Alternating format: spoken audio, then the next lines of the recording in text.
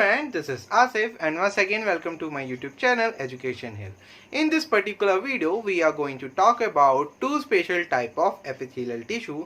That is, the first one is pseudostratified epithelial tissue and the second one is transitional epithelial tissue. अब मैं दोनों को special क्यों बोल रहा हूँ तो उसको जानने के लिए आप इस पर्टिकुलर वीडियो को पूरा देखिएगा। मेरे चैनल को करें सब्सक्राइब, वीडियो को लाइक और दूसरों के साथ शेयर ताकि मुझे सपोर्ट मिलता रहे आपका और I need your support. So without wasting any time let's begin with our pseudo and transitional epithelial tissue.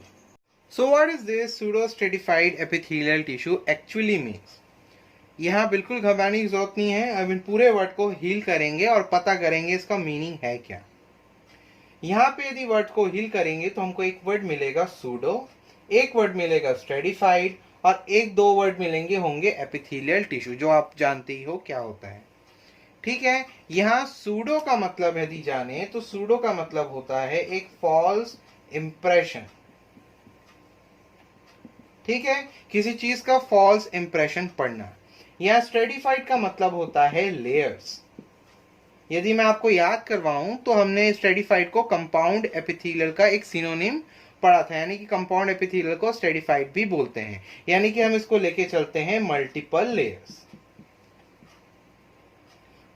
Layers of sales.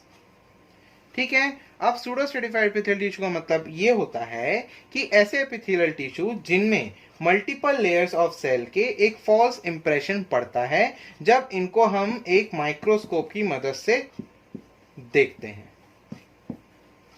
फिर से मैं रिपीट करता हूं, यहाँ पे सूडो स्ट्रेटिफाइड एपिथेलियल टिश्यू ऐसे एपिथेलियल टिश्यूज होते हैं जिनमें मल्टीपल लेयर्स के सेल्स, मतलब एपिथेलियल सेल्स के मल्टीपल लेयर्स का एक फॉल्स इंप्रेशन हमको दिखता है जब इसको हम माइक्रोस्कोप के अंडर ऑब्जर्व करते हैं या देखते हैं। अब इसको देख लेते हैं कि ऐसा क्यों दिखता है। एक्चुअली में हम यदि मल्टीपल लेयर्स को देखें तो ये कुछ इस प्रकार के होते हैं। और मैं यदि आपको याद दिलवाऊं तो हमने इस सूडो स्ट्रेटिफाइड एपिथेलियल टिश्यू को स्टार्ट में देखिए हमने पढ़ा था सिंपल एपिथेलियल टिश्यू के अंदर। तो यदि इसमें मल्टीपल लेयर्स दिख रहे हैं तो इनको सिंपल में क्यों डाला गया है, तो यही तो यहाँ पे इसका मेन मीनिंग जो यहाँ पे है वो है फॉल्स इंप्रेशन का। यानी कि जब मैं इसको माइक्रोस्कोप में देखता हूं तो ये मेरे को मल्टीपल लेयर्स जैसे दिखते हैं, लेकिन ये होते नहीं है। क्यों नहीं होते? क्योंकि ये एक फॉल्स इंप्रेशन है। इसमें होता ये सिंगल लेयर ही, यानी कि सिंपल एपिथेलियल टिश्यू ही होता है, लेकिन इसमें कुछ ऐसा अरेंजमेंट होता है कि ये मुझे मल्टीपल लेयर जैसे दिखते हैं। अब ये क्यों होता है? तो इनमें जो न्यूक्लियस प्रेजेंट होता है, यानी कि दिस वन, ये जो न्यूक्लियस इसमें प्रेजेंट होता है, इनके अरेंजमेंट के कारण ये जो एपिथेलियल टिश्यू होता है स्पेशल कैरेक्टरिस्टिक प्रोवाइड करता है कि हमको ये ऐसा स्ट्रेटिफाइड एपिथेलियल टिश्यू दिखता है, लेकिन ये होता सिंपल ही है। यानी कि स्ट्रेटिफाइड टिश्यू का एक फॉल्स इंप्रेशन हमको दिखता है। इसी को हम सूडो स्ट्रेटिफाइड एपिथेलियल टिश्यू बोलते हैं। तो हम इसके स्ट्रक्चर को यहाँ समझते हैं। सूडो स्ट्रेटिफाइड एपिथेलियल टिश्यूज क्या होते हैं हमने जान लिया। अब इसके स्ट्रक्चर को यहाँ जानते हैं। इसके स्ट्रक्चर कुछ इस प्रकार के होते हैं। इनमें generally columnar epithelial tissues present होते हैं इस फॉर्म में। ये इसका स्ट्रक्चर होता है जहाँ पे न्यूक्लियस का अलग अलग जगह पे अरेंजमेंट होता है, कहीं ऊपर है ना, कहीं बीच में, कहीं ऊपर, कहीं नीचे। इस तरीके से इसमें न्यूक्लियस का अरेंजमेंट होता है कि जब इनको ऑब्जर्व किया जाता है तो ये मल्टीपल लेयर्स जैसे दिखते हैं। यही कारण होता है इसमें जो न्यूक्लियस प्रेजेंट होते हैं इनके अरेंजमेंट के कारण इसमें एक फॉल्स इंप्रेशन पड़ता है एपिथेलियल सेल्स के लेयर्स का, जो कि एक मल्टीपल लेयर जैसे दिखता है, लेकिन ये होता नहीं है। ये होता है simple epithelial tissue. Simple epithelial tissue का एक टाइप ये होता है आपका pseudo stratified epithelial tissue. I hope कि आपको ये समझ में आया होगा। यदि कोई डाउट है तो कमेंट में आप मेरे को पूछ सकते हो। अब जानते हैं कि सूडो स्ट्रेटिफाइड एपिथेलियल टिश्यू कितने टाइप्स के होते हैं। Mainly on the basis of सीलिया, यानी कि सीलिया में प्रेजेंट होते हैं या नहीं। ये दो टाइप के होते हैं। एक होता है नॉन सीलिएटेड और एक होता है सीलिएटेड। अब जो सूडो स्ट्रेटिफाइड एपिथेलियल टिश्यूज होते हैं उनमें जो जनरली एपिथेलियल टिश्यूज पाए जाते हैं वो होते हैं कॉलमनर। इसलिए हम इसको बोल सकते हैं non ciliated columnar epithelial tissue. क्योंकि मैंने आपको इससे पहले भी बताया, क्योंकि इसमें जो जितने भी टिश्यूज होते हैं वो कॉलमनर होते हैं, यानी कि टॉल शेप के होते हैं, टॉल फ्लैटेंड शेप के होते हैं, इसलिए इसको हम कॉलमनर बोलते हैं। ठीक है, तो यदि इन कॉलमनर टिश्यूज पे कोई सीलिया जनरेट होता है तो उसको हम बोल देंगे सीलिएटेड, और यदि इनमें सीलिया प्रेजेंट नहीं होता है ना, यदि इनमें सीलिया प्रेजेंट नहीं होता है तो उसको हम बोल देंगे non ciliated columnar epithelial tissue. तो इसे एग्जांपल्स हम यहाँ जानेंगे। सीलिएटेड कॉलमनर एपिथेलियल टिश्यू जो होते हैं वो प्रेजेंट होते हैं अपर रेस्पिरेटरी ट्रैक्ट में। Upper respiratory tract, upper respiratory tract में ये सीलिएटेड एपिथेलियल टिश्यूज प्रेजेंट होते हैं। ठीक, वहीं दूसरी तरफ जो non ciliated columnar epithelial tissues होते हैं वो प्रेजेंस होते हैं आपके वास डेफरेंस में।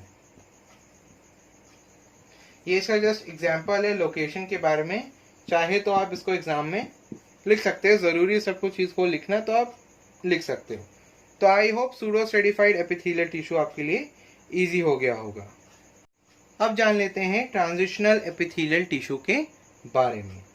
अब ये स्पेशल कैटेगरी में क्यों आते हैं हम इसमें जानेंगे। ट्रांजिशनल एपिथेलियल टिश्यूज जो होते हैं वो कंपाउंड एपिथेलियल टिश्यू के एक क्लासिफिकेशन में आता है, जैसे कि हमने स्टार्ट में पढ़ा था पिछले वीडियोस में। तो ट्रांजिशनल एपिथेलियल टिश्यू सबसे पहले जान लेते हैं ये प्रेजेंट कहाँ होते हैं। ये जनरली प्रेजेंट होते हैं आपके जहां पे आपको स्ट्रेचेबल ऑर्गन्स प्रेजेंट होते हैं। स्ट्रेचेबिलिटी जहां होती है आपके बॉडी में उस जगह पे ये प्रेजेंट होते हैं। इसके सबसे बेस्ट और सटीक और सबसे बेसिक एग्जांपल दूं तो ये आपका यूरिनरी ब्लैडर में होते हैं। यूरिनरी ब्लैडर जहां पे आपका यूरिन स्टोर होता है। ठीक है, यूरिनरी ब्लैडर में ये प्रेजेंट जनरली होते हैं। आप जानते हैं स्ट्रेचेबिलिटी के हिसाब से इस ट्रांजिशनल एपिथेलियल टिश्यू का क्या मतलब होता है। तो ट्रांजिशनल एपिथेलियल टिश्यू का मैं यहाँ स्ट्रक्चर ड्रॉ करता हूँ और वो स्ट्रक्चर से हम यहाँ समझेंगे। सो ये होता है इसका स्ट्रक्चर। अब इसको समझते हैं। यहाँ पे जनरली इसमें 3 लेयर प्रेजेंट होती हैं, superficial layer, middle layer. Middle layer को यहाँ पे हम सेक्रेटरी लेयर भी बोलते हैं, क्योंकि यहाँ से बहुत सारे सेक्रीशंस होते हैं डिफरेंट मटेरियल्स की, इसलिए उसको सेक्रेटरी लेयर भी बोलते हैं। और नीचे वाले को हम बोलते हैं लोअर बेसल या लोअर लेयर। ठीक है, ये इसमें 3 लेयर होते हैं। अब इसको समझते हैं कि हम ट्रांजिशन को कैसे याद कर सकते हैं। हमको यदि याद है तो ट्रांजिशनल एपिथेलियल टिश्यू जो होता है वो कंपाउंड एपिथेलियल टिश्यू के क्लासिफिकेशन में आता है। तो नॉर्मल आप देख सकते हो यहाँ पे मल्टी लेयर्स प्रेजेंट है एपिथेलियल टिश्यूज के। इन मल्टी लेयर्स में 3 लेयर्स के नाम होते हैं, superficial layer, middle layer and the lower basal layer. अब जानते हैं कि ये ट्रांजिशनल क्यों कहा जाता है। यहाँ एक वर्ड मैंने मार्क किया है जिसका है ट्रांस। ट्रांस मतलब होता है ट्रांसफॉर्मेशन, यानी कि इसके एक फॉर्म से दूसरे फॉर्म में कन्वर्ट होना। ये समझ लो फर्स्ट फॉर्म है और ये समझ लो सेकंड फॉर्म है। ठीक है, तो इसमें क्या होता है कि ये जो ब्लू लेयर्स आपको दिख रही होंगी, ब्लू लेयर्स जो कि सेकेंड लेयर है, मिडिल लेयर का पार्ट है, इसमें क्या होता है कुछ ऐसा एडजस्टमेंट होता है कि ये सेल्स आपस में दूर हो जाते हैं और जस्ट ऊपर के लेयर्स जो होते हैं वो उस पर्टिकुलर गैप में एंटर करने लगते हैं। इसके कारण क्या होता है कि जो एरिया इनके अंदर का सराउंडिंग का जो एरिया होता है वो बढ़ जाता है, जिसके कारण इनकी जो लेयर होती है वो कम हो जाती है। ठीक है, अब इसको हम इस एग्जाम्पल से समझेंगे। सपोज करो ये एक यूरिनरी ब्लैडर है। यूरिनरी ब्लैडर में यदि खाली है, उस जगह वो खाली यानी उसमें यूरिन नहीं भरा है, तो वो इस फॉर्म में होते हैं। ठीक है, वो इस फॉर्म में आपको दिखेंगे क्योंकि उसमें कोई भी स्ट्रेचेबिलिटी अभी तक नहीं प्रोड्यूस हुई है। लेकिन जब किडनी यूरिन बनाने लगेगा और यूरिन वहां स्टोर होने लगेगा तो इसके जो लेयर्स होते हैं वो आपस में गैप बना के उसमें एंटर होने लगते हैं ताकि अंदर का सराउंडिंग जो हो वो बड़ा हो जाए और वो इस फॉर्म में आ जाते हैं। ठीक है, आई होप कि यूरिनरी ब्लैडर के एग्जाम्पल से आपको समझ में आ रहा होगा। यानी कि जब उसमें यूरिन बढ़ने लगेगा, उसमें स्ट्रेचेबिलिटी बढ़ेगी, प्रेशर बढ़ेगा, जिसके कारण क्या होगी, वो लेयर्स जो होंगी वहां की यूरिनरी ब्लैडर की बड़ी होने लगेंगी। तो ये इसी ट्रांसफॉर्मेशन को हम ट्रांस बोलते हैं, यानी कि ट्रांजिशनल एपिथेलियल टिश्यू। ये यानी यूरिनरी ब्लैडर सबसे बेस्ट एग्जाम्पल है आपका। एग्जाम में इसको आप डाल सकते हो, एग्जाम्पल की तौर पे वहां पे लिख सकते हो। ठीक है, यही होता है आपका ट्रांजिशनल एपिथेलियल टिश्यू। इसके कारण क्या होता है, इस पर्टिकुलर फीचर के कारण ये इसको एक यूनिक कैरेक्टरिस्टिक देता है। जैसे कि हमने पढ़ा था सूडो स्ट्रेटिफाइड में, जो कि फॉल्स इंप्रेशन देता था। ये सूडो स्ट्रेटिफाइड एपिथेलियल टिश्यू और ट्रांजिशनल एपिथेलियल टिश्यू दो है, ये जो दो हैं वो एक स्पेशल कैरेक्टरिस्टिक शो करते हैं। इसलिए मैंने इसको एक पर्टिकुलर स्पेशल वीडियो आपके लिए बनाई है। तो इसको आई होप कि दोनों पार्ट आपको सूडो स्ट्रेटिफाइड और आपका ये ट्रांजिशनल एपिथेलियल टिश्यू आपको अच्छा लगा होगा। इसी तरीके की वीडियोस को देखने के लिए आप कंटिन्यू रहें मेरे चैनल पे, सब्सक्राइब कर लें, शेयर कर दें अपने दोस्तों के साथ, और हो सके तो इस पर्टिकुलर वीडियो को लाइक करें। Thank you and have a nice day ahead.